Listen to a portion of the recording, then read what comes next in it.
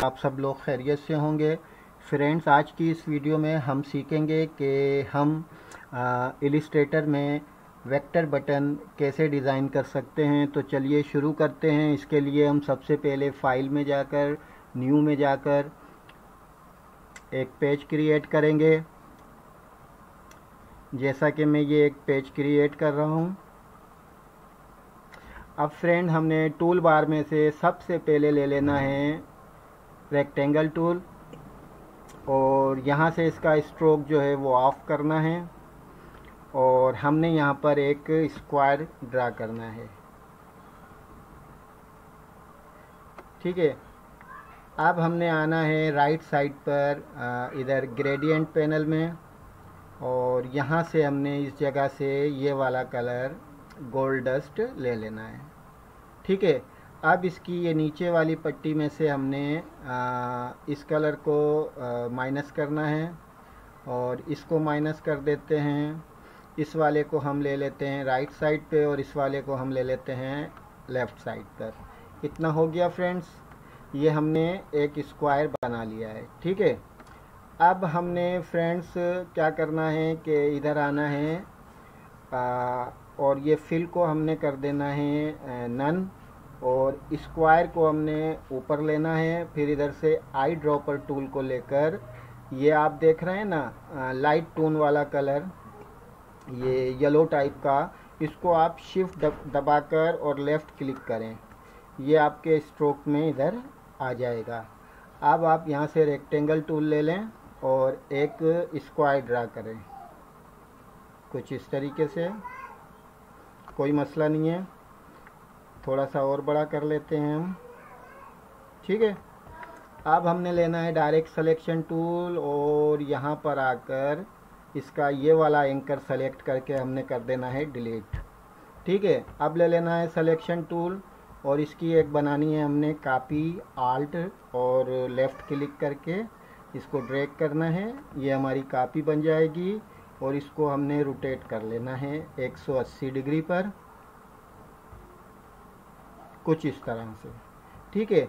अब हमने क्या करना है, हमने टूल बार में से लेना है आई ड्रॉपर और इस दफ़ा हमने ये डार्क टोन वाला कलर लेना है।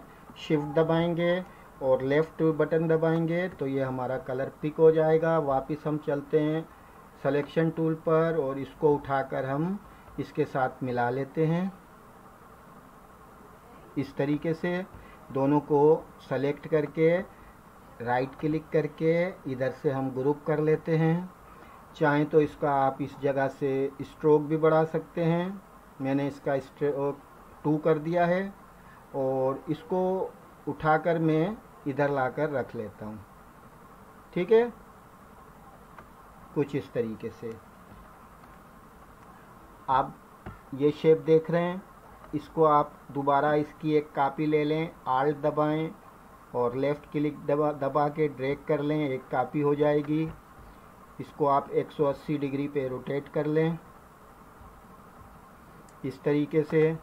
इसको आप रिसाइज कर लें, छोटा कर लें इस तरीके से ना, कुछ इस तरीके से आप इसको छोटा करके इसको आप उठाकर इसके सेंटर में रख दें। ठीक है जी। ये आपने इसके सेंटर में इसको रख दिया।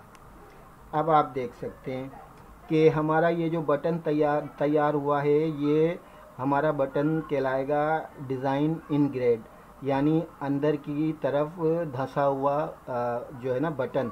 अब अगर आप बाहर की तरफ निकला हुआ बटन बनाना चाहते हैं यानी एम्बोस टाइप का, तो इस सारे को सेलेक्ट करके इसकी कर लीजिए कॉपी इधर और अब आप इस बड़े वाले को सेलेक्ट करके इसको 180 डिग्री पर रोटेट कर लीजिए। ठीक है जी। अब आप इस छोटे वाले को भी सेलेक्ट करके इसको रोटेट कर लें इस तरीके से 180 डिग्री पर। ठीक है जी। अब आप देखें कि ये वाला बटन जो है हमारा उभरा हुआ है यानी एम्बोस हुआ और ये वाला बटन हमारा जो है धंसा हुआ है। तो आप इसको और जूम करके देख सकते हैं। मैं आपको दिखाता हूँ। ये देखिए कुछ इस तरीके से। ठीक है। तो ये थी आज की हमारी क्लास वेक्टर बटन डिज़ाइन करने की, और वो भी दो तरीके से, एक डिज़ाइन इनग्रेड टाइप का और दूसरा एम्बोस टाइप का बटन। तो दोस्तों यकीन करता हूँ, उम्मीद करता हूँ कि ये हमारी वीडियो आपको पसंद आई होगी, और अगर हमारी वीडियो आपको पसंद आई है तो आप इसको लाइक कीजिए, शेयर कीजिए मुख्तलिफ़ ग्रुप्स में, और अगर आप हमारे चैनल पर नए हैं तो चैनल को सब्सक्राइब कीजिए ताकि आने वाली हर नई वीडियो का नोटिफिकेशन आपको बर वक्त मिल सके। अच्छा, तो अब इजाज़त चाहेंगे, फिर मिलेंगे एक नई अच्छी वीडियो एक अच्छे टॉपिक के साथ। तब तक के लिए अल्लाह हाफिज़। पाकिस्तान जिंदाबाद।